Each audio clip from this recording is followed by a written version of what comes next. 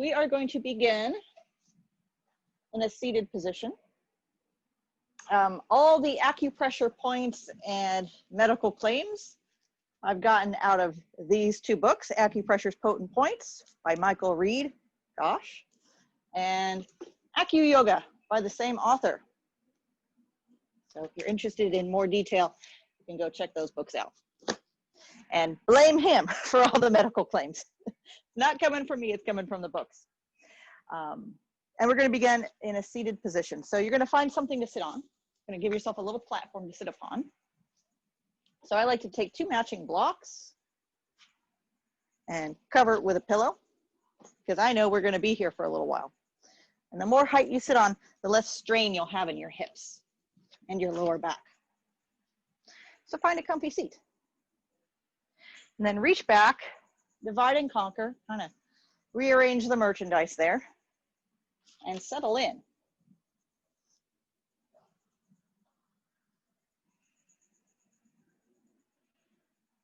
So tonight's class is Acu Shiatsu Yoga Blend. So acu comes from acupressure or acupuncture. In the traditional Chinese medicine, there's the idea that there are points on the body along lines of meridians or channels that when stimulated help to release congestion and relieve stagnation. Pain is caused by stagnation. Therefore, by stimulating these points, you can break up dams that allow the chi or the life force to flow through these channels and relieve pain. So that's what acu is all about, is to stimulate particular points along these channels or meridian. Shiatsu is a type of massage modality. Shi means fingers, atsu means pressure. So Shiatsu is finger pressure. Same idea, finding trigger points or points along these lines of energy, stimulating them with pinpoint or fingertip size pressure. So in Shiatsu massage, you might use fingertips, you might use a knuckle, you might use a thumb, you might use the point of an elbow. Sometimes you might use a knee or a heel, but usually it's a thumbprint size pressure that is applied for a few breaths. In acupuncture, you would put a needle and leave it there for 10, 15 minutes, maybe even longer. In an acupressure session, same thing. Thumbprint size pressure point, stimulated with thumbs, knuckle, heel of the hand, elbow, knee, heel, whatever you need, whatever you have to that pressure point. Again, 3, 4, 5 minutes maybe to help relieve that congestion, that stagnation, that tension. And of course, yoga. In yoga, we put ourselves into various positions that can compress or stimulate those pressure points. Yoga is more about promoting a balance, a flow of energy, a wellness within the body. So it really works well with Shiatsu acupressure points. So marrying those things together, that's what we're doing tonight. So we've been here, settling in. You're gonna reach back, pull the flesh away from your sit bones, and try to get your sit bones to make contact with whatever you are sitting upon.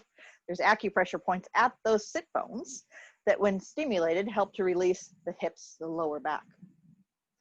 And now we're gonna go for a point on the sternum. A lot of these points have beautiful names, kind of interesting names, and I'll share some of the names of these points.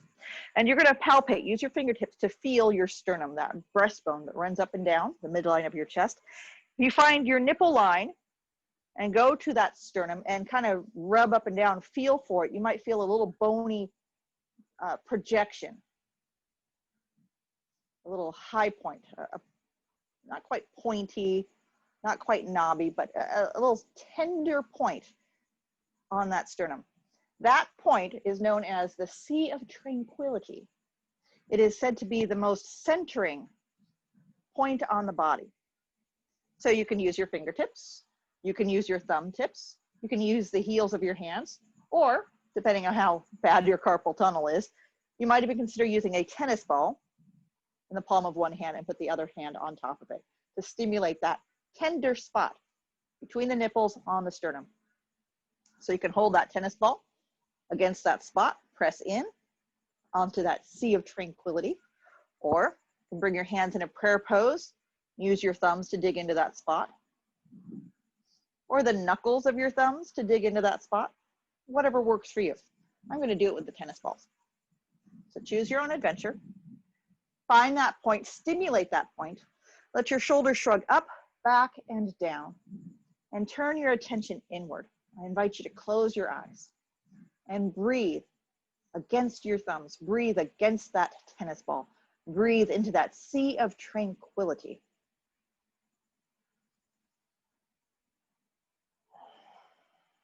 Let your shoulders melt away from your ears.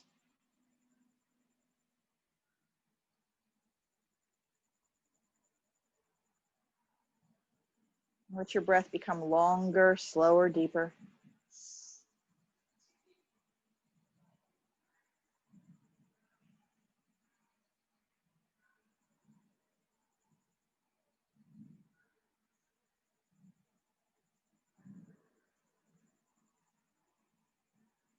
In yoga, we use breath awareness to unite the mind and body together.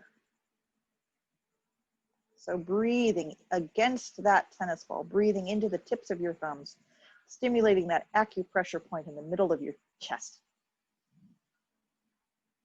Become aware of your breath and how your breath becomes longer, slower, and deeper. Let your thoughts become longer, slower, and deeper. Let your body settle in.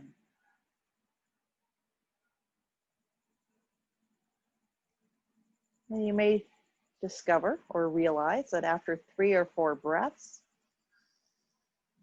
that tender spot on your sternum is no longer so painful.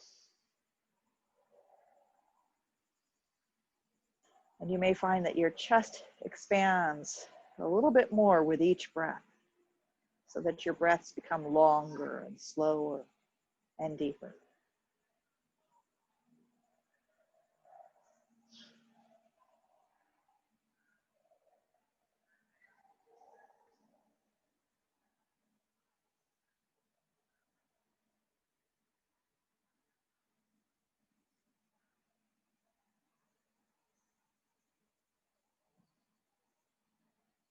Our intention in yoga is to always move with mindfulness, to pay attention to our bodies, and practice with long, slow, deep breaths, so that perhaps we can go out into the real world and pay attention to our bodies and live with long, slow, deep breaths.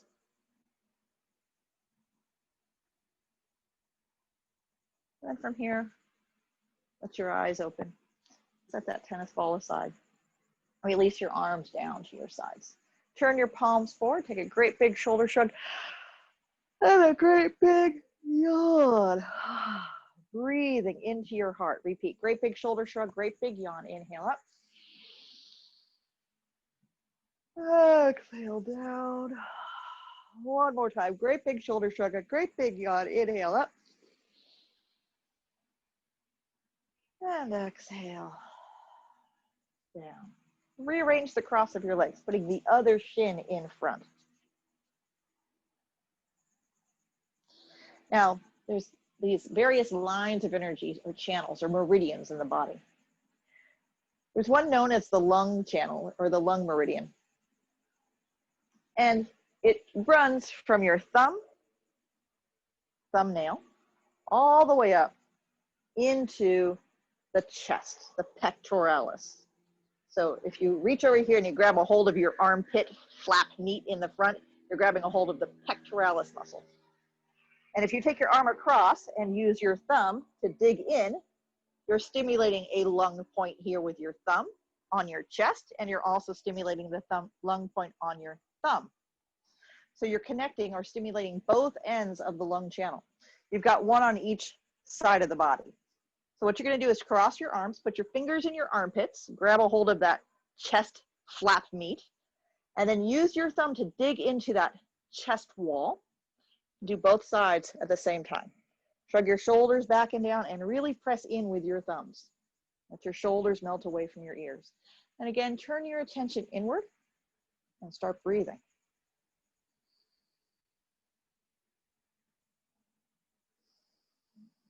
Notice where your breath goes. Did you immediately start breathing into your upper chest?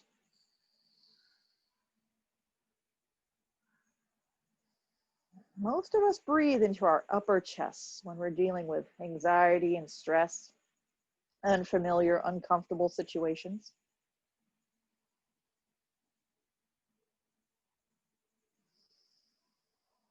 So let's see if we can shift our breath awareness lower.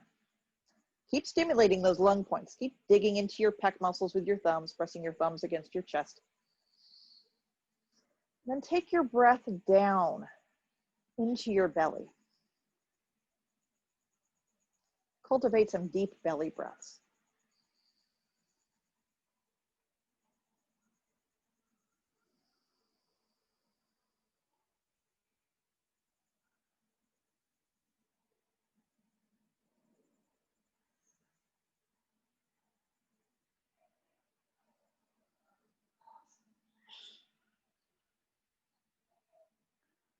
One more nice deep belly breath. And exhale. Now try to breathe into your bottom ribs. Kind of lift your ribs off your hips.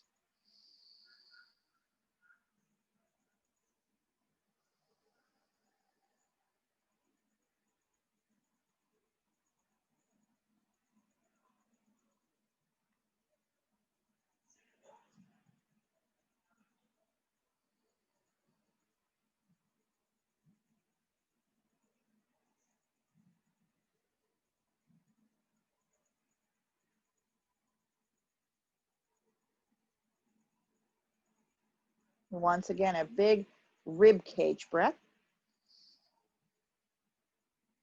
And exhale everything out. And let your belly remain neutral as you focus your attention and breath now into the upper chest. Go ahead, breathe against your thumbs. Maybe press in a little bit harder with your thumbs. Really pinch between first finger and thumb.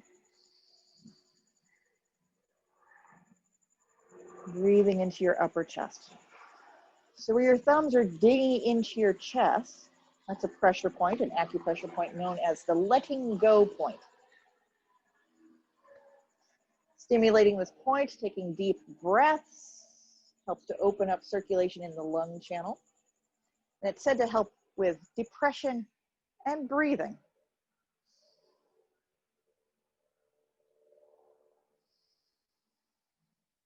The other interesting thing about the lung channel in Chinese medicine, it is said to also govern the pores. And it lets wind in or wind out. So if your pores are open, maybe you're a little bit more susceptible to a change in barometric pressure or a change in barometer pressure, a change in dryness, humidity. And there's this idea in traditional Chinese medicine that you can get sick from being exposed to hot and then cold, or wind and then stagnation, humidity.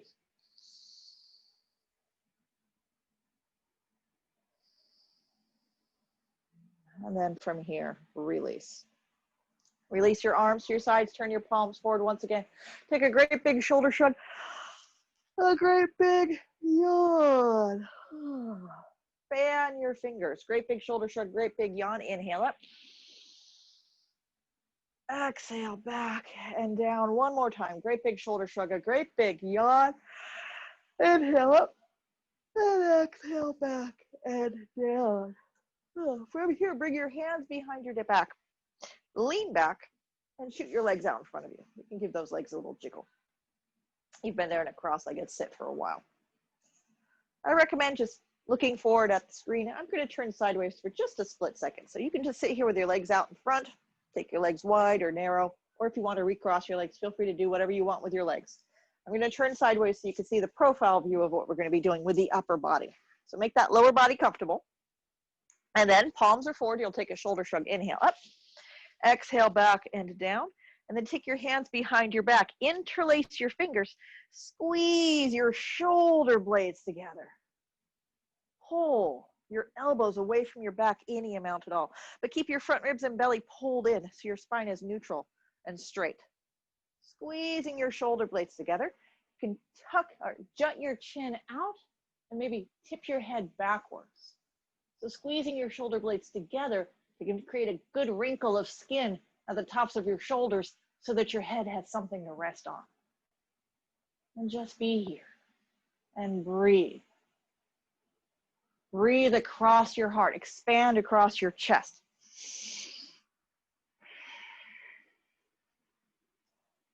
In this chest expansion stretch, you're squeezing your shoulder blades together as much as you possibly can to get all those pressure points in between the shoulder blades to feel some compression. Squishing those points in between the shoulder blades. Those points in between the shoulder blades relate to the lungs and the heart and the chest. Squeezing in between the shoulder blades, stimulating all those pressure points parallel to the spine on the right and left side, running down the middle of your back. Deep chesty breaths.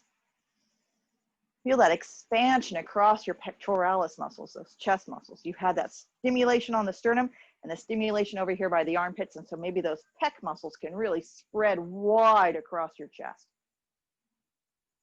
Squeezing your shoulder blades together.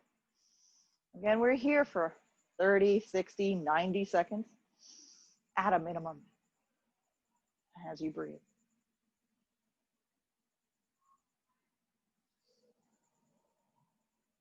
Turn your attention inward to that breath.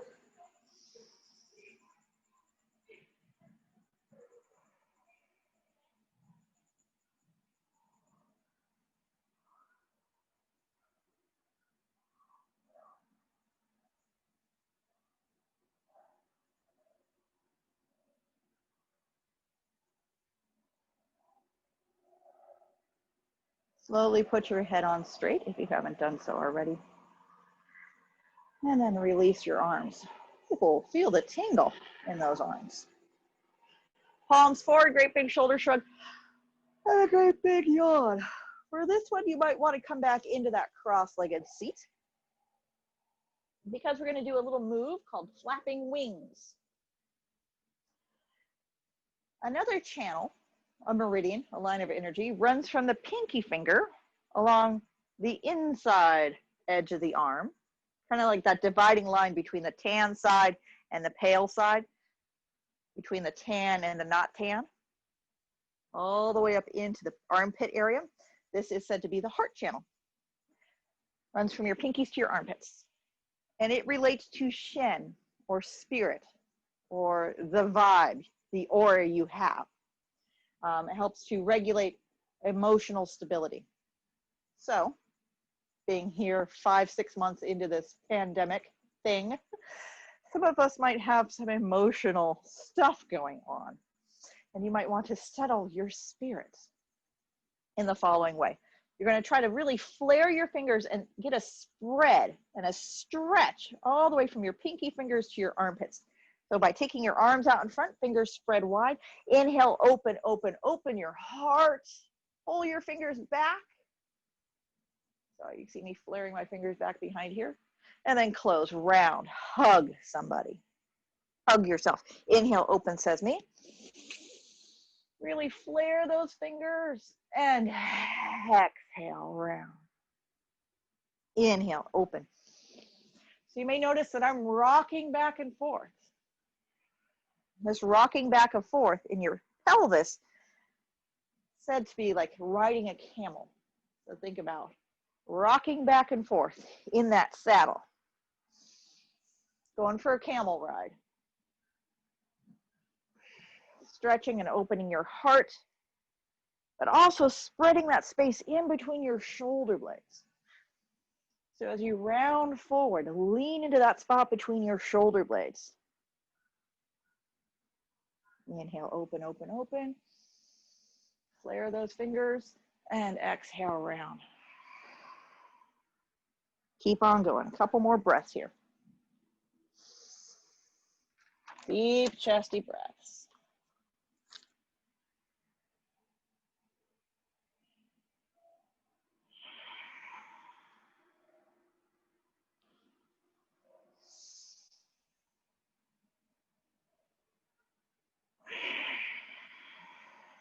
And final time, open sesame. And exhale, release. Now you're going to take your legs wide. Again, it's nice to sit on something, but you don't have to. If you find that you're falling off your pillows or your blocks, you can do this on the floor. You're going to take your legs wide and brace your elbows on your knees. You're going to bring your hands together. You're going to place your thumbs on the inside corners of the eye, between the tear duct and the eyebrow. So let the eye socket, not the eyeball, rest on the tips of your thumbs. Let your shoulders melt away from your ears and bring your hands together in a prayer position. And let the entire weight of your skull rest on the tips of your thumbs. And let that weight pass into your elbows and down your legs. Just be here, breathing into that spot between your shoulder blades, broadening, widening your upper back, and letting your head rest heavily on the tips of your thumbs. Now, where your thumbs are stimulating on the inside corners of the eye is an acupressure point for eye strain and tension headache.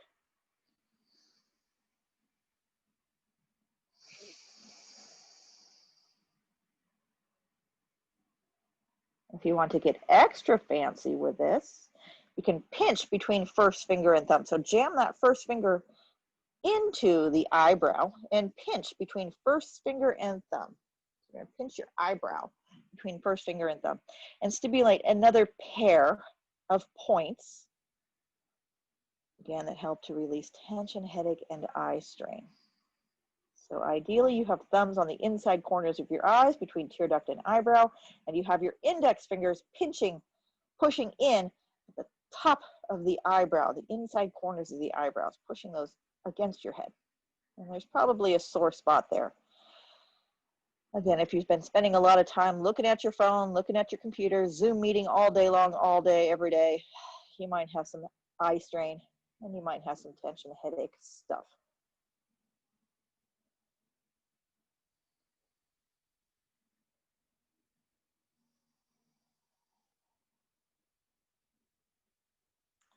We're going for at least 4 long, slow, deep breaths.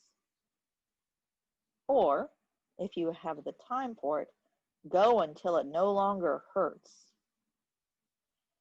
For some of us, we might be here all night. So just make a mental note, if this is a particularly tender and sore spot, it might be worthwhile to spend a few moments every day doing this until it's no longer sore and tender.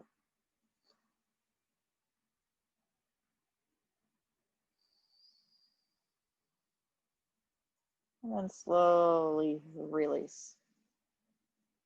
Now, the pupil is the black spot in the middle of your eye. So your eye socket, I've got great eye sockets. You can see the bags under my eyes, the socket shape of my eye socket.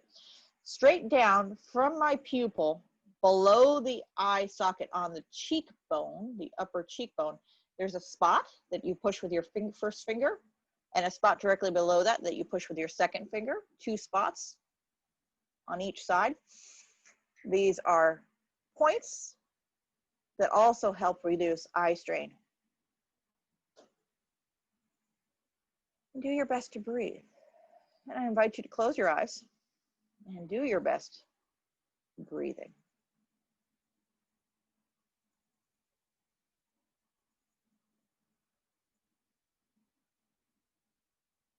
Now, if you have carpal tunnel-like issues, if all this pushing with your fingers and thumbs is not comfortable for you, you can consider using knuckles. You can find a pair of knuckles instead of fingertips, and it will be just as effective and maybe a little less strain on your fingers and wrists.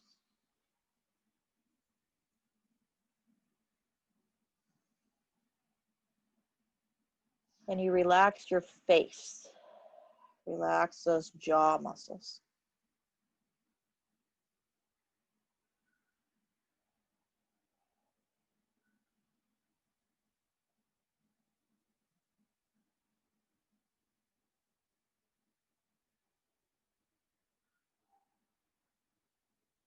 You're going for at least 3 or 4 breaths, or until it no longer hurts, whatever you're able to work in.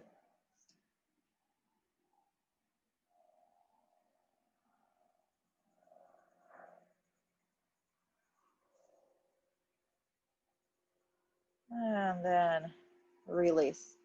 Big open mouth yawn.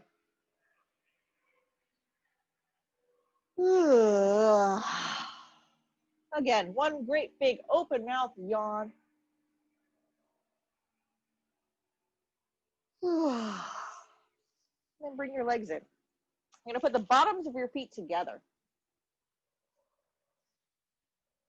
So there's that a channel, a meridian, the bladder meridian. Now, unfortunately, a lot of these channels have been named when they were translated to English with organ names. And they don't necessarily have to do with your Western bladder. The bladder meridian has to do with water balance. And so somewhere along the way, somebody translated water balance to mean bladder. If you have sore spots along the bladder channel, it probably has nothing to do with your bladder health. It's just one of those lost in translation things. And I don't want you to be misled or think that there's something wrong with your bladder because it's tender here, something wrong with your lungs because it's tender here, something wrong with your heart because your pinky finger is bothering you. So I just want to make that clear. So the bladder channel runs from the inside corners of the eyes along the mohawk, down the middle of your back on either side of your spine, all the way down the backs of your legs to your pinky toes. And here you are stimulating the pinky toe blade edges of your feet against the ground. So you're kind of making that circuit from the inside corners of the eyes, which for me, I don't know about you, it's still tingly, still feeling sensation there. And now I'm connecting with the end points on that channel, the pinky toe blade edges of the feet. So I'm making like a full circuit by moving into Baddha Konasana, bound angle pose. So the bottoms of my feet together, I'm going to take the heels of your hands, your thumbs, your knuckles, or even tennis balls, depending on what your carpal tunnel will permit, and begin to massage your feet. Try to get your feet to open up like a book. Again, I'm sitting on some stuff so that my hip joints here are fairly open and I'm able to lean forward. If you're having a difficult time leaning forward, I do recommend sitting on a little bit more height so that you can use the weight of your chest to push into your feet. I'm just kind of shifting my torso forward. I'm not really using a lot of arm or hand strength to do this. And I am massaging on the inside arches of my feet. And I've got tennis balls to do it. But you can do this with your thumbs. You can do this with fists. And try to get those feet to open up like a book. So on the insides of your feet, on the arches of your feet, there's a channel, the spleen channel, that runs along the inseams of your legs all the way into your reproductive organs.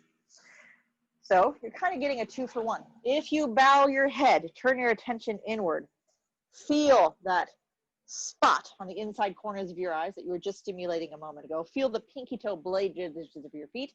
You're getting a back side of the body channel meridian stimulation, and you're also getting an inside of the body channel stimulation by working these spleen points on the inside arches of your feet.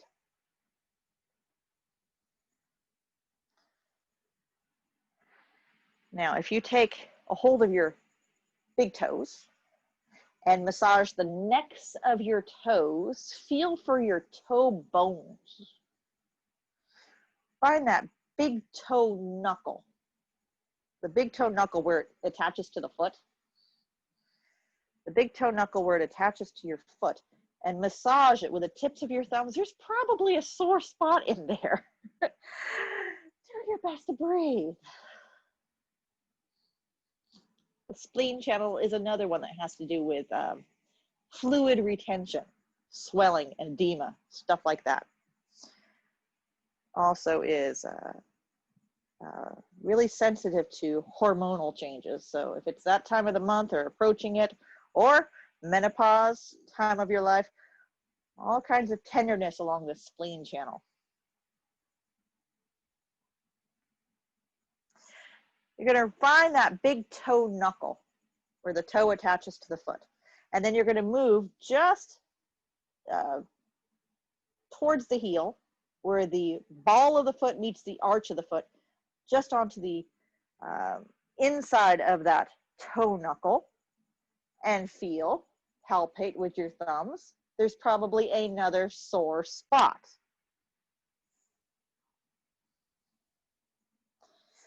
Depending on your flexibility, again, you might use your thumbs, you might use tennis balls. Some of you might be able to get over and put your elbows into those points. But whatever you choose to do, make sure you're able to breathe.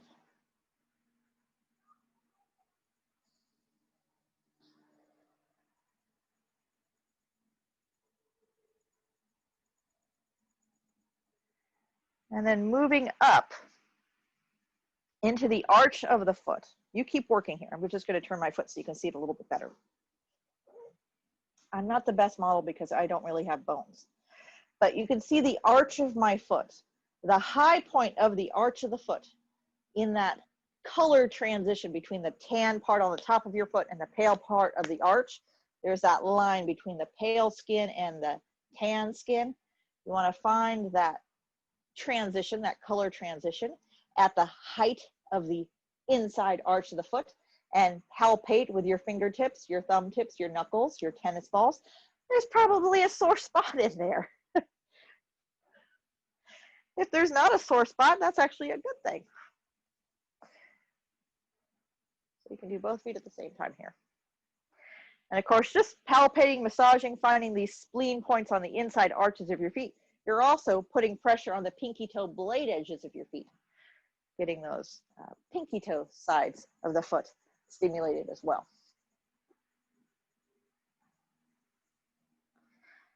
And then you're going to move up to the ankles. Start to twist and massage and squeeze those ankles. You might be able to hook your thumbs underneath the ankles and feel for this spot right here. So you can feel that Achilles tendon, that rope-like connective tissue running up the middle of the back of your ankle where you get your blisters.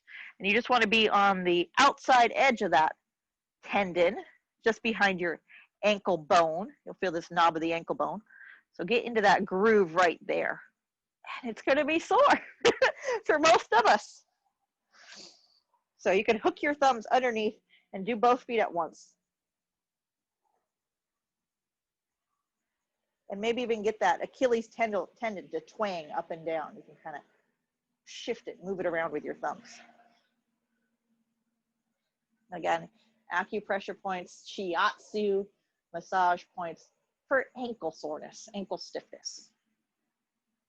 Kind of makes sense, some of these points. It's like, yeah, you're massaging the ankles. Of course it's going to be good for the ankles.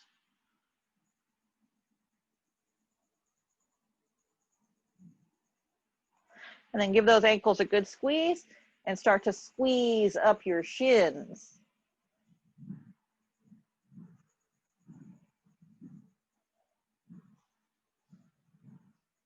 Now here's my ankle bone. And again, you can't see it, but if you feel right about here on your own body, you're going to feel the knob of your ankle bone.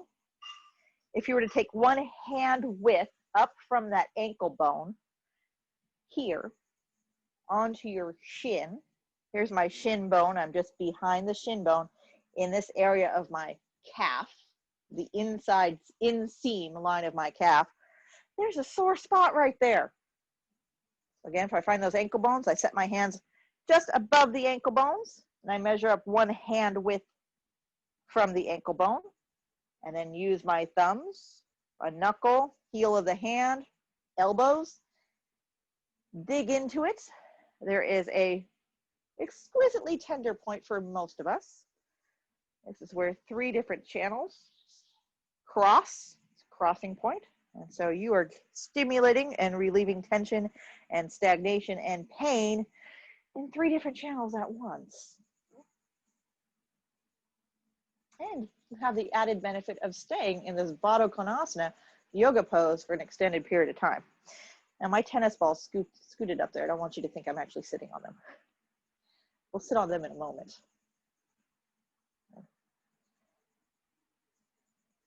And then keep squeezing, working your way up into the calves. Give those meaty calves a good squeeze. And maybe roll those calves over. And as I'm pulsing, I'm kind of leaning forward, rocking front to back, helping to get a little bit more stretch in the groin. Maybe spreading the knees out a little bit wider. I'm not pushing down, I'm rolling out and leaning forward, and my knees just kind of head towards the floor.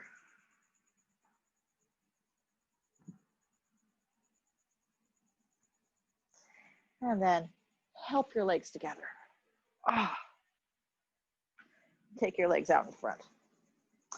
This is where a couple of tennis balls are going to come in handy. And I'm going to move off my platform, so I suggest you do the same. If you have a yoga block, you're going to put it out in front. This can be done with a pillow, but something stiff and sturdy works best because you're going to put the tennis ball on top of it. And you're going to tuck that into your knee pit. Right, on one side and knee pit on the other. If you've got a pillow will do. But you do want some height so that your legs aren't straight, they're bent. And that tennis ball goes into the knee pits. And I recommend staying here oriented facing the screen. I'm going to turn sideways just so you can see the profile view and the placement of this tennis ball in the knee pit. And my knee is bent, my leg is not straight. And you're going to lift and separate, pull the flesh away from the bones, and sit up. And do your best to breathe, because we're going to do a little knee massage now. And I'm going to turn back to face the screen so you can see my knees. Pick a knee, either knee, it doesn't matter which. I'm going to concentrate on one knee at a time. So if you only have one yoga block, you can put the yoga block underneath your right knee and just work on the right knee first. I recommend moving your clothing out of the way so you really have access to those knees, and find your kneecap and feel for it.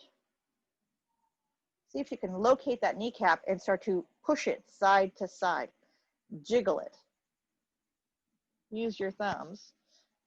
Kind of move the meat around so that you can find the edge of the kneecap and get that kneecap to move side to side. Jiggle that knee side to side. And shift the contact points. So maybe you started with your thumbs in the middle of the knee. Move your thumbs up a little bit higher to like the top part of the knee, and then move your thumbs down lower towards the bottom part of the kneecap.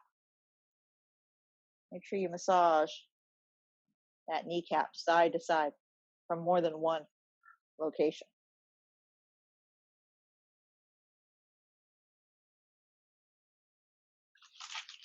Now again, there's some poetic names for some of these acupressure points, Shiatsu points.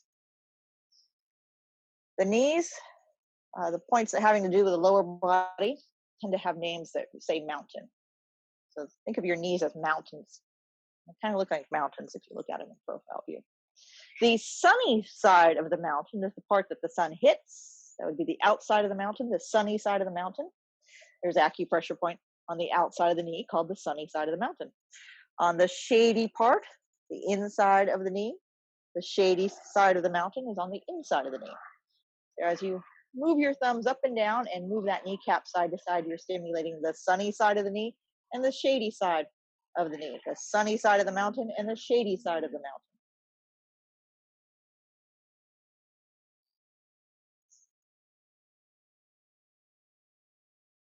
Especially if you get just below the kneecap. feel in that gushy tissue. So just below the kneecap, feeling into that gushy tissue. You got your sunny and your shady sides of the mountain.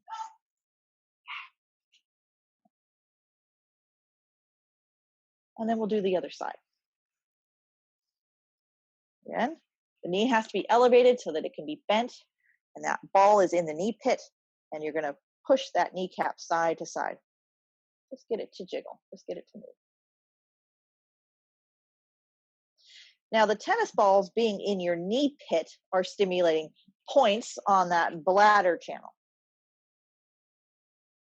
that have to do with fluid balance in the body, if you're dehydrated, or if you're swollen, if you're retaining water. Also helps to disperse the joint fluid in the knee capsule, the joint capsule of the knee, synovial fluid. So that ball making pressure into the knee pit helps to push that knee juice around. So you're promoting lots of circulation here in these knee structures with this massage.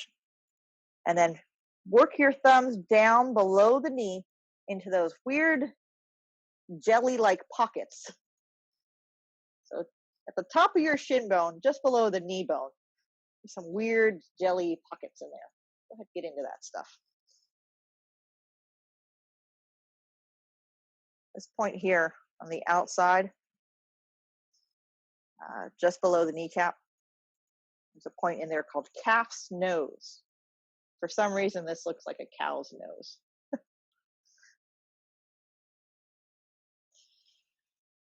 All right. Maybe that's what a cow's nose feels like. That cartilage, kind of a smushy texture. All right. We've been there long enough. Go ahead, remove those tennis balls, remove the blocks, adjust your clothing as necessary. And you're going to give those legs a little bit of a jiggle, a little bit of a shake. We're going to get into some more interesting points on the lower body. Speaking of mountain points, there's another mountain point. Halfway between the knee pit and the ankle, the midline on the back of the calf. So if you were wearing your fishnet stockings with the line, the seam that goes up the middle of the back of your leg, you're going to be going up and down that line on the back of the leg. You can do this with a tennis ball and just give it a little jiggle back and forth all over it. Or you can use your thumbs and massage up and down. Try to split that calf muscle in half.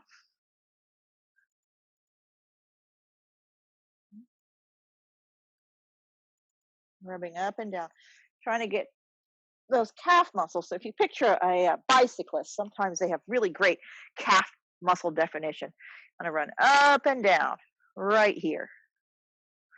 So tennis balls or fingertip massage, getting into that stuff.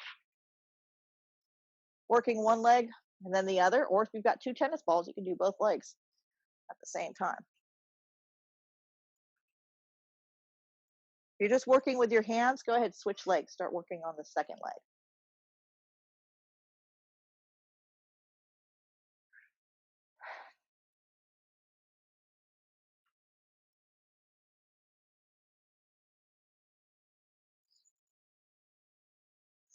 And you'll notice that I'm repositioning these balls, moving them up, moving them down, finding slightly different sore spots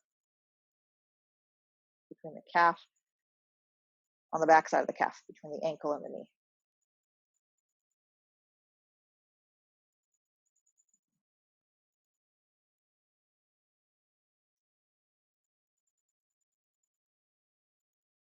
And then come off, release. Once again, I'm going to encourage you to sit on two blocks covered with a pillow. Or if you just have one pillow, just sit on a pillow. But the more height you sit on, the better, because you're able to lean forward farther and put more pressure onto some of these points. I'm going at an angle. I recommend you look at the screen. I'm just going at an angle so you can see the sideline again. We're going to come into a preparation for Janushirasana.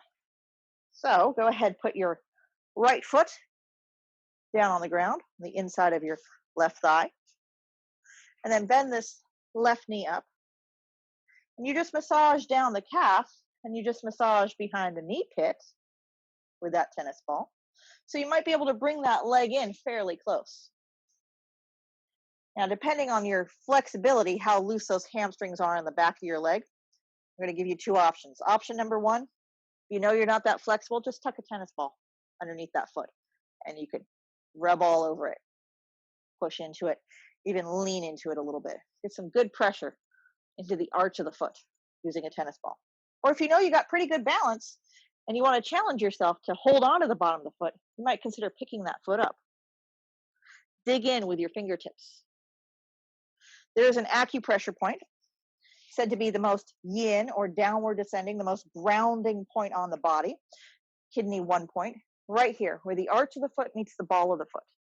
So that's the point you want to stimulate with a tennis ball. That's the point you want to dig your fingertips into hard.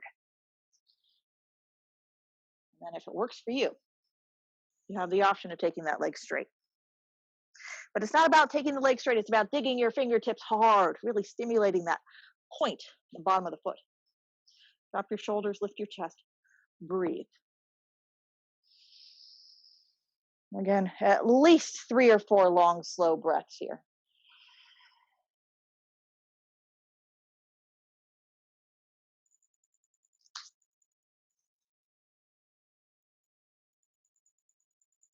I've got mosquitoes here in the backyard, so every once in a while you'll see me scratching an itch or smacking a mosquito.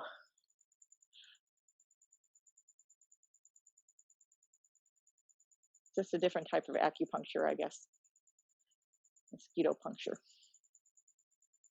All right, so again, either you're stimulating with your hands or you're working with that tennis ball into that sore spot.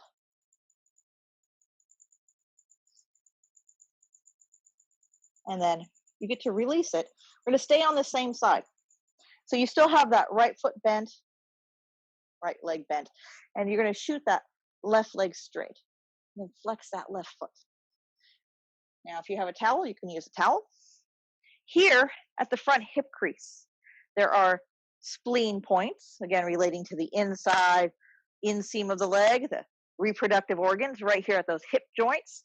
You can take your folded towel and wedge it in there, really cinch it in tight so that when you lean forward, there's some good compression here at the hip joint to stimulate those spleen points to help open the pelvis, to get the blood flowing into your organs. Also, you're going to create a channel, that connection between the inside corners of your eyes, along that mohawk, down the midline of your back, down the outside of the back side of the leg, all the way down to the pinky toe. Once again, we're stretching that bladder channel, that water balance thing. So shoulders up, back, and down, chest lifted, and then you're going to lean forward and reach out. And if you have long enough arms, short enough legs, you might be able to once again stimulate that point on the bottom of the foot. But whatever you choose to do, I encourage you to drop your head, let your head hang heavy, and breathe into that spot between your shoulder blades. Breathe into your back waistband. Breathe down the back of your leg. Breathe all the way down to your pinky toe. From the inside corners of your eyes to the top of your head along the mohawk, down parallel lines of your spine, through your hips, down your legs to your pinky toe. Full circuit. And if you're actually able to reach down there and touch it, you do complete a full circuit. Do your best to breathe.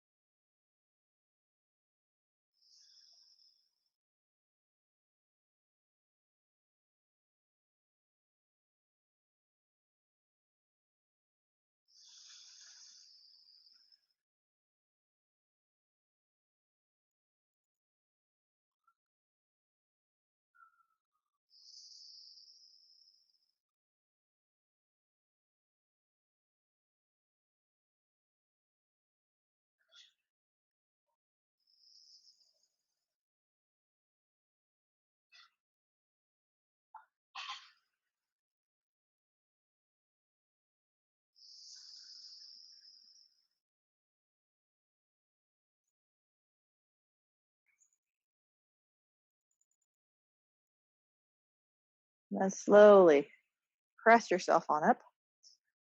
We're going to slowly switch sides as if you were going to move at any other speed. So help that leg back up and let's switch sides. We're going to go through that whole series on the other side. So you're going to let your left knee bend out to the side, right leg comes on up, and you can use that ball underneath your foot and massage that bubbling spring point. Got the spring on the bottom of the foot and the mountains on your knees. So, bubbling spring,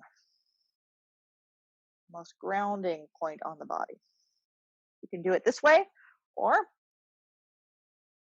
massage fingertips, work on maybe straightening that leg.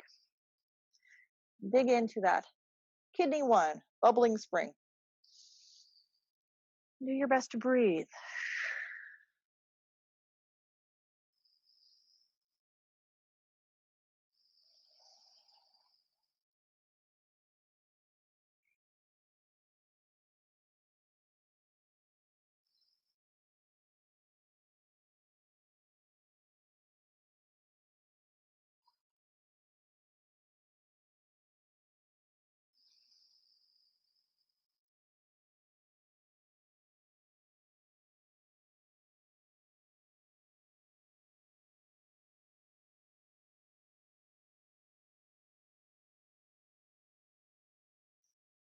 This yoga pose, by the way, is Kronchasana. It's a variation on heron.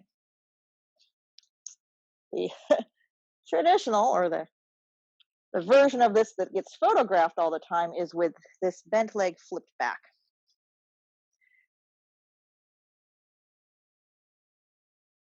And I think you get plenty of stimulation, plenty of action in this version as well. All right, from here, you're going to go ahead and release and take that right leg straight. Left foot goes up against the inner thigh. Again, you can take your towel, wedge it in at the hip joint. Really stick it in there. Shoulders back and down, lift your chest up and hinge forward. You might be able to reach down to take a hold of the bottom of the foot once again, creating that circuit. The other interesting thing about this pose that we're doing now, it's called Janushirasana. This yoga pose, the arch of the foot is against the inner thigh. And there's other variations where you end up with the heel and the perineum, the heel digging into the pelvic floor because you're sitting on top of the foot, really stimulating some fun points there in the pelvis. But even with this foot up against the inner thigh, you're pressing against lymph nodes. Lymph nodes get swollen when you're sick. Lymph nodes are part of the lymphatic system, which helps to remove cellular debris, the stuff in between the cells, the interstitial fluid, that's lymph fluid. Sometimes it has garbage in it, and that garbage can be collected in the lymph nodes. So you get swollen lymph nodes when you're sick.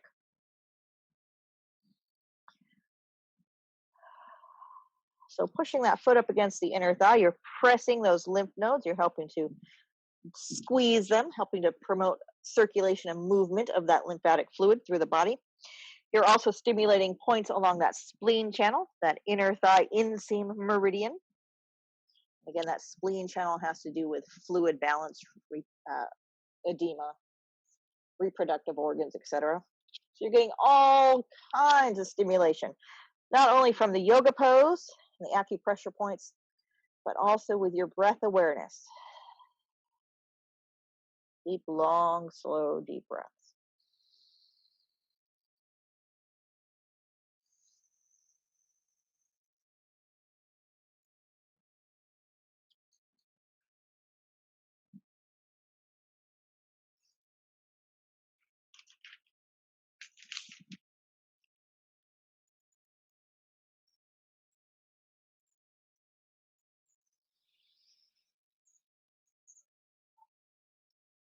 And then from here, slowly back on out of that. All right, we're going to move around a little bit more. So again, I'm turning sideways. You might just keep oriented towards your screen.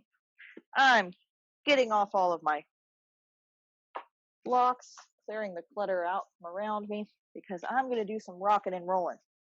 And I encourage you to do the same. So I'm turning sideways. So you find your shin bones. And my pants are just about at the bottom edge of my kneecaps. So if you find your kneecap, you find the bottom edge of your kneecap, and you put your hand just below that bottom edge of the kneecap. So this finger is adjacent to, just butting up against my kneecap. I take a hand span width down from the kneecap, and I find my shin bone. Take one finger width wide to the outside of that shin bone and push in. Let's see if I can get you on camera right there. There's probably a sore spot if you're tired. If you've been doing a lot of hiking and walking and using your legs, that is known as the 3-mile point. That's the point for leg fatigue, lower body fatigue. So you can find it on both legs at the same time. Push in with your fingertips. Go ahead, use your whole hand. Hopefully you kind of butt walk towards the front edge of your mat because you're going to rock and roll. You're going to slouch back, roll back, and rock and roll. And rock and roll. So you're stimulating that 3-mile point, helping to relieve leg fatigue, and you're also massaging up and down your spine, getting all those bladder channel points, all those points along your spine, relate to all the other organ systems in the body. So massaging all those acupressure points up and down your back, rocking and rolling.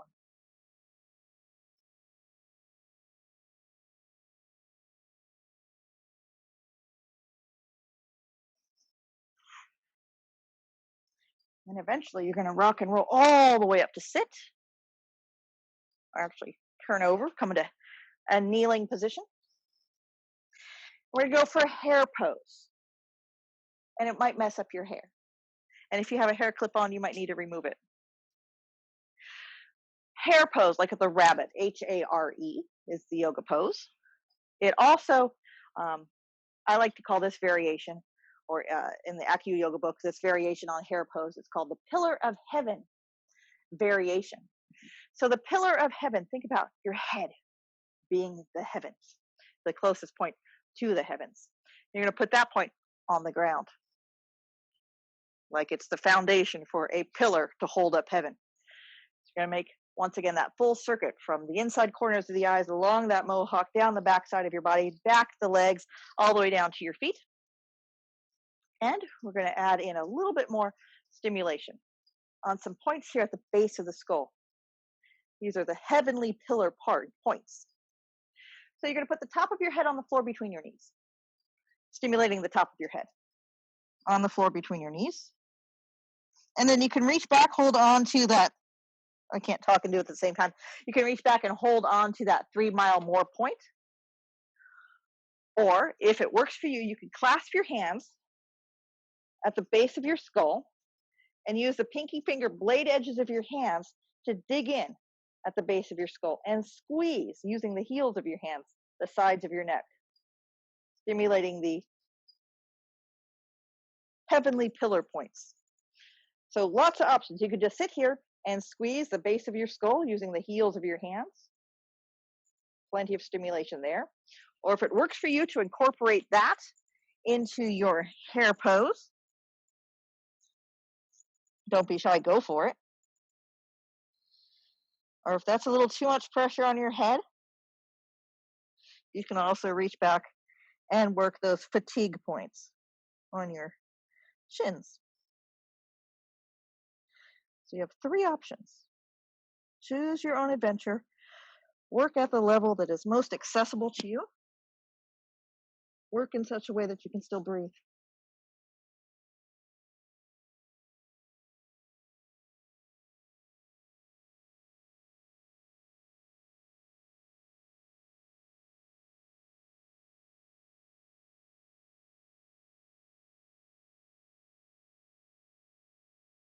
Really breathe into that spot between your shoulder blades.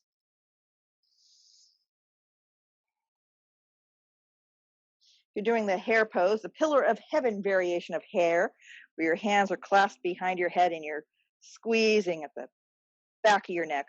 pressing into the base of your skull. Pillar of heaven, heavenly pillar points.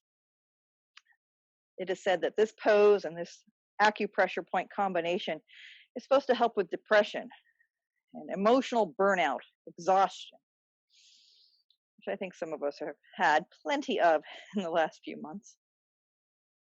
You're also compressing the front of your throat. If you're really curled up tight into that hair pose, you're compressing the front of your throat, which is said to help relieve cough.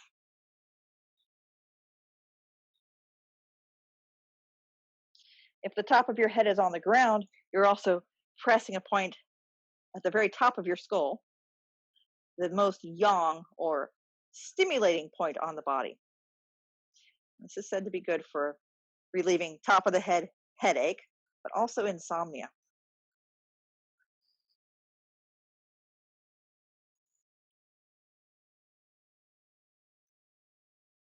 And then whatever you have chosen to do, come on out. We'll move through some cat and cow. We'll put it together from head to tail. Patting beneath your knees, not a bad idea. Hands beneath your shoulders, toes curled under, just for a little extra toe stimulation, why not? And with an inhale, lift your head up, lift your tail up. And as you exhale, press your breath out, pull your belly and arch your back for cat. And keep on moving. Inhale for cow. Big chesty breath. And exhale for cat. Really push into that spot between your shoulder blades. Keep moving. Inhale for cow. Exhale for cat. Moving back and forth.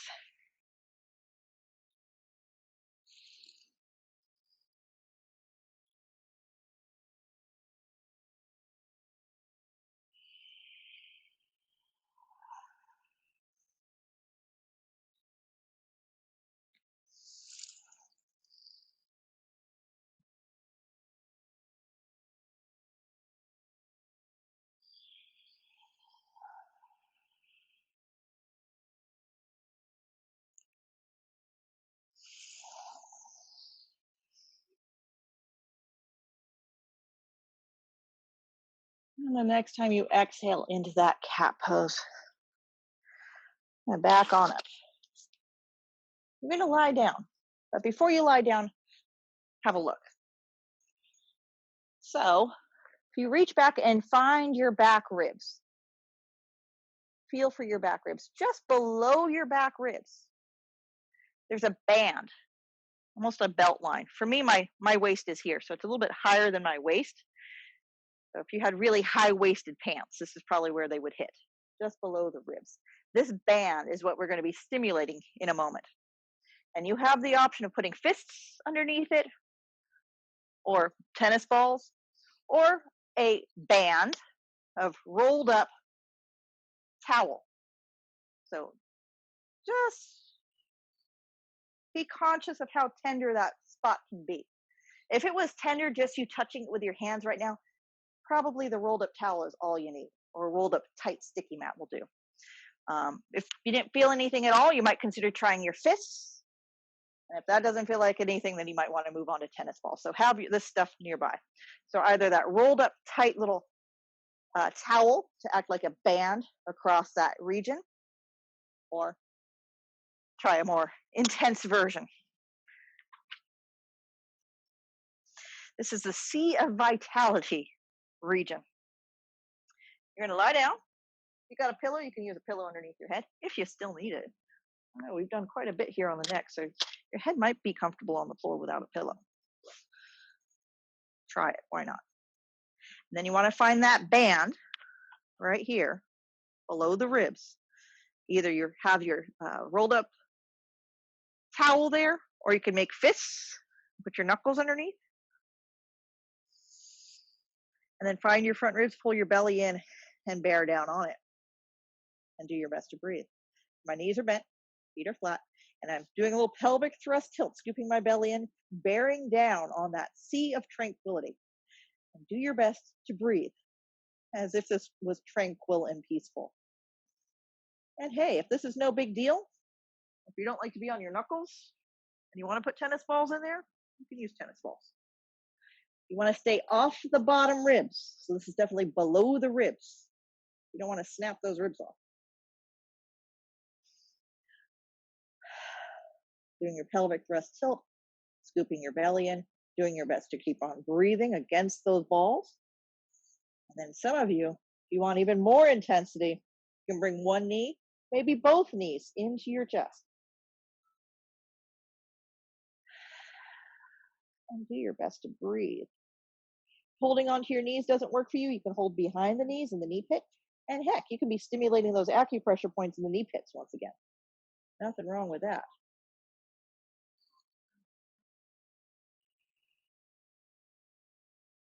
Do your best to keep breathing. Sea of tranquility. Despite what voices are going off in your head right now. Slow, calm, peaceful breathing.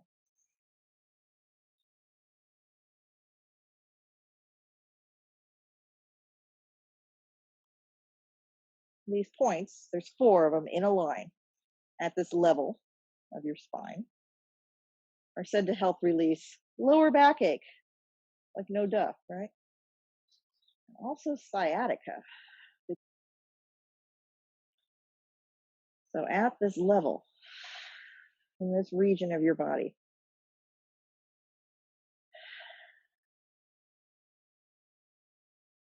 you might feel an effect in your lower back and hips. Again, we're going for 3 or 4 breaths at a minimum. If you really wanted to get into this, maybe 3 or 4 minutes.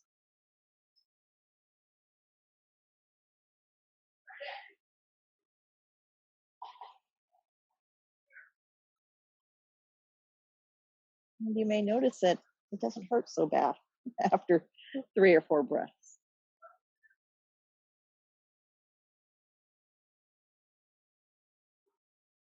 And then you're going to set one foot down, set both feet down, and remove whatever you have underneath your back. And breathe. Let your feet be as wide apart as your mat. Turn your toes in, let your knees lean together. And breathe.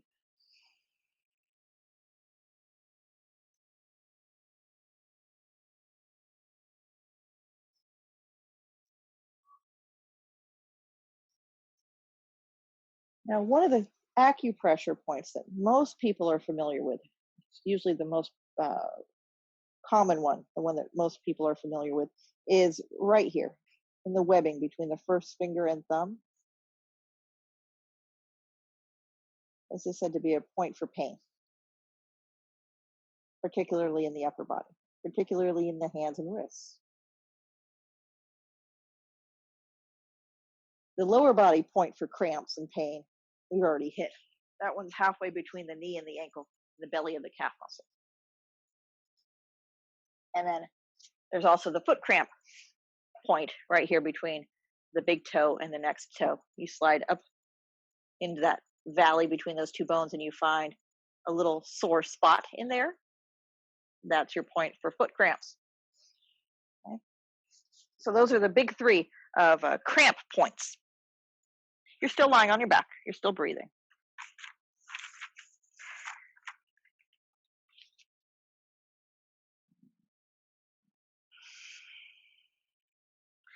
Because what you're going to do is take that tennis ball, 1 in each hand, 2 tennis balls, and you're going to tuck those tennis balls underneath your butt and kind of spread your hand out over the top of the ball so that your butt presses down against that webbing between first finger and thumb.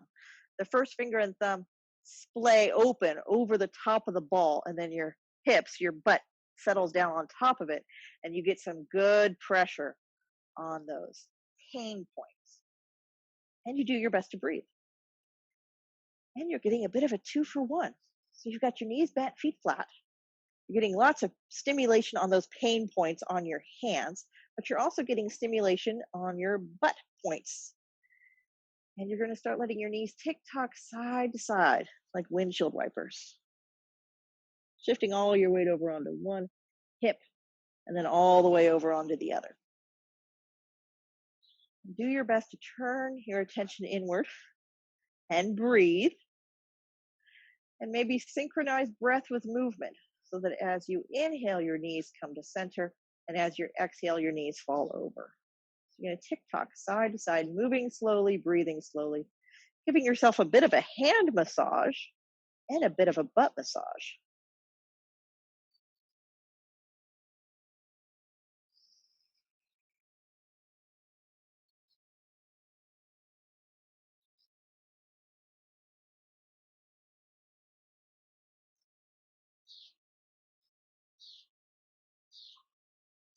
Lots of acupressure points in the butt that relate to a lower backache.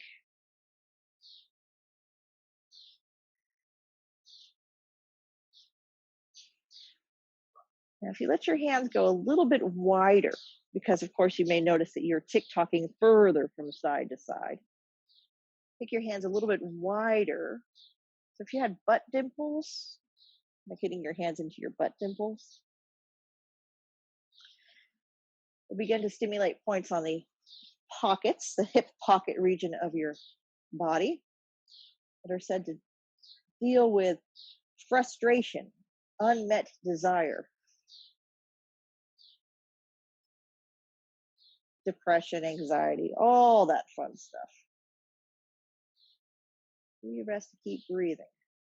Move slowly, breathe deeply.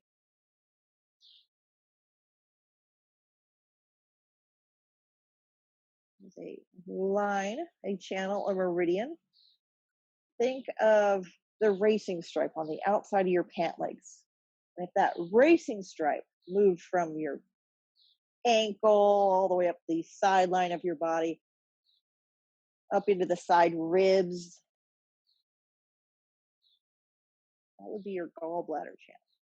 That one even moves up like the old lightning bolt on the side of the Chargers football helmet, kind of zigzags around the ears, one on each side of your body. This gallbladder channel, this gallbladder meridian, it's the color green, like envy, frustration, unmet desire, disappointment, all that fun stuff.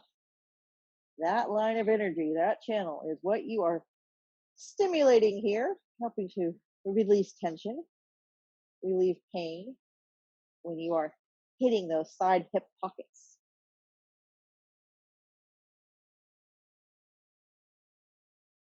And there are 3 points on that gallbladder channel that are particularly interesting to help relieve tension, insomnia, frustration, all that fun stuff.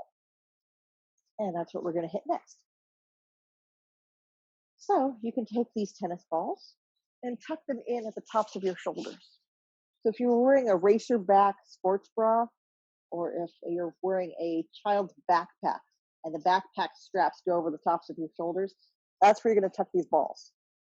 Underneath your racer back bra straps, the tops of your shoulders, or those backpack straps, the tops of your shoulders. This is your gallbladder point on that gallbladder meridian. Try to breathe into it. Unmet desire, frustration, anxiety, tension, all that fun stuff. A lot of us manifested in tension at the tops of our shoulders. So breathe into this. Think about that loved one coming up and digging their thumbs into the tops of your shoulders at the end of a long day. That's the spot you want to be in. And then breathe into it. Just let the weight of the world melt away. Now, if you're able to breathe easily, and this is no big deal for you, you don't know what the heck I'm talking about, well, then you can park your feet, plant your feet. Promise not to squeeze your butt. You just released all sorts of butt tightness. Keep it nice and soft.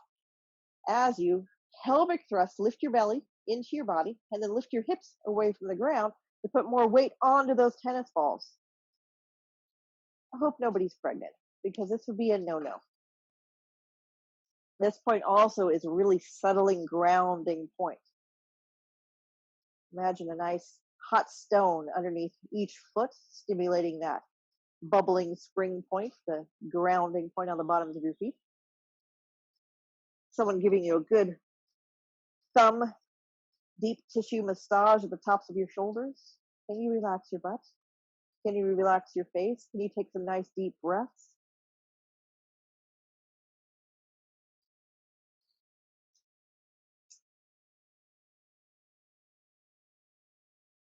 Now, if you wanted to get extra fancy, if you had blocks nearby, you might consider sliding blocks underneath your hips so that you don't have to work so hard. If you had enough blocks to stack blocks underneath your hips, go ahead and stick some blocks under your butt. Do your best to breathe.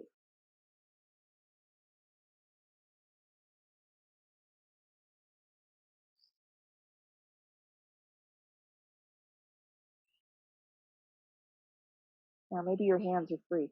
Maybe you can run your hands up the back of your neck. Make sure there's no pillow underneath your head. Run your fingers up the back of your neck and make sure the back of your neck is long. Chin can be tucked to your chest.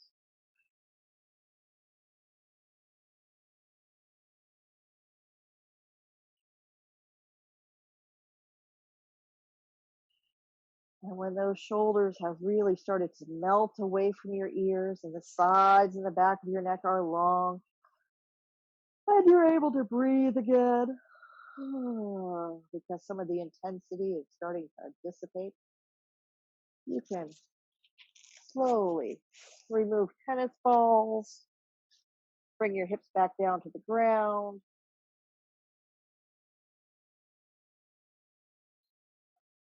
We're going to set those tennis balls aside, but we'll come back to them in a moment. To help release your back, just in case you were overly enthusiastic and you jammed your back up and you tensed your back up to do that bridge pose, you're going to do another twist to help release the lower back and hips. But I want you to take your hands in the following way. So you might roll over and sit up and have a quick look just to see where the hands go or how to do your hands. Let me flip my hair out of the way. So if you take your hands to the base of your skull, pinky finger blade edges of your hands, really wedge them in at the base of your skull, or the hairline, and the nape of your neck meet. You want to get your fingers in there. So you can interlace your fingers and get your fingers wedged in there. And provide some traction. You're actually going to try to lengthen your neck. So that's how the hands situate. I'm going to lie back down. I encourage you to lie back down too. There. Interlace your fingers to the base of your skull.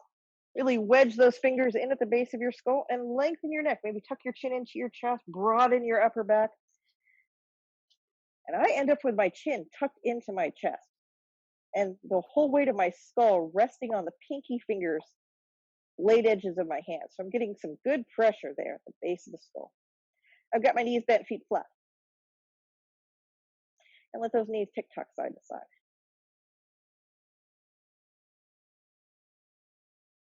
And as you tick-tock your knees side to side, crawl one hip towards your heels, and then crawl the other hip towards your heels. So you're getting a little traction from the base of your skull all the way down to your tailbone. And your chin is getting tucked deeper and deeper into your chest. You really want to relieve some frustration. Take an inhale in the middle, and as you exhale to one side, inhale to center, and exhale to the other side. And keep tick-tocking. Keep exhaling. Big yawns. Big ah. Release some of that frustration.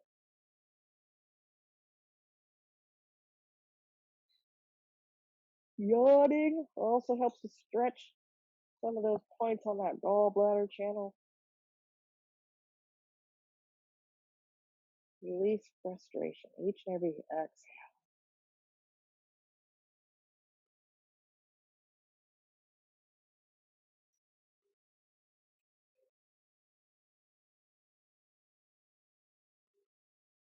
And then finally bring your legs to neutral. Run your hands all the way out through your hair and set your head down on the ground. You got a tennis ball nearby. and you can still function at this point. You're going to take this tennis ball and wedge it in at the base of your skull. Right at the base of your skull. There's a notch there at the top of your neck at the base of your skull. If that works for you, great. Just melt into it. If that's too intense, you're grinding your teeth, you're holding your breath, don't do it. You can roll up your towel and put that towel across the base of your skull. You can take that towel and hook it at the base of your skull and traction the base of your skull. And if you twist it up nice and tight, you have a nice tight little log. That can definitely work. So choose your own adventure. Knees bent, feet flat. You can turn your toes in, let your knees lean together. If it appeals to you to stretch your legs out flat, then go ahead and go there.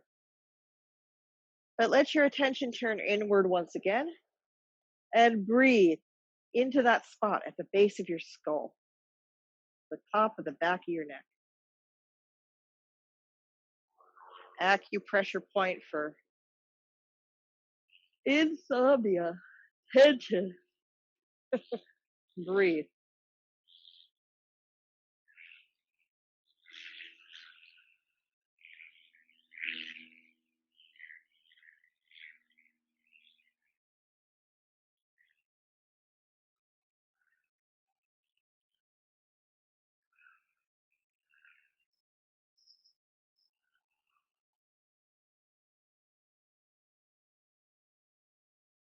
Feel that space between your shoulder blades, broad and flat.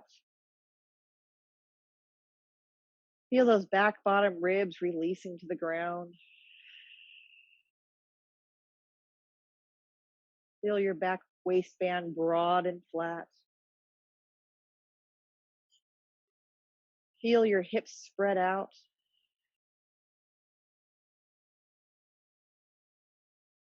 Feel your knees leaning together. Your toes flaring out.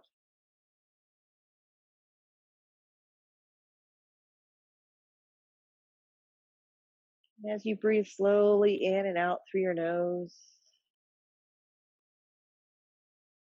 let your belly rise and fall.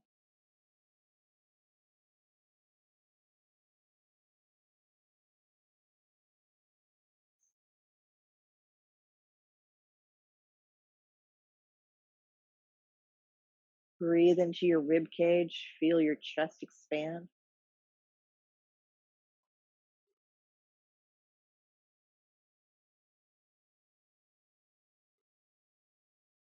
Let your heart open. Maybe let your arms open out to the sides.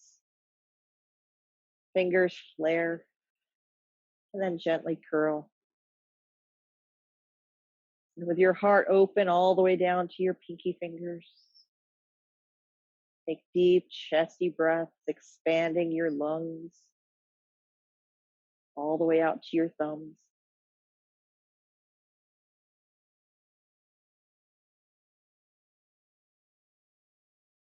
And let your thoughts and your breath become longer, slower, and deeper.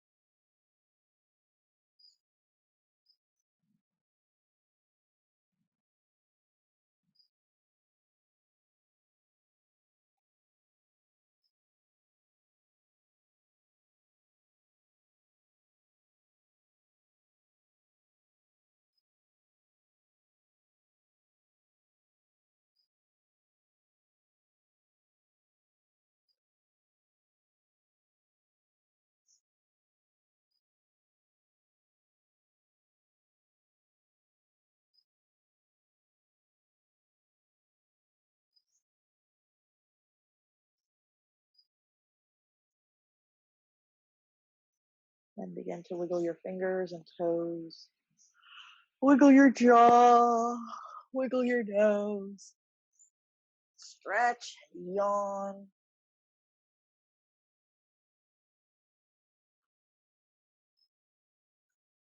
And slowly make your way over onto your right side.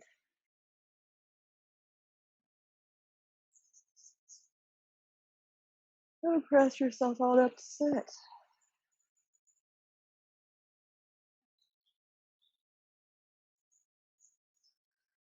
We'll finish with hands together at the heart. Once again, maybe pressing your thumbs against that tender spot in the middle of your chest. Take a deep breath.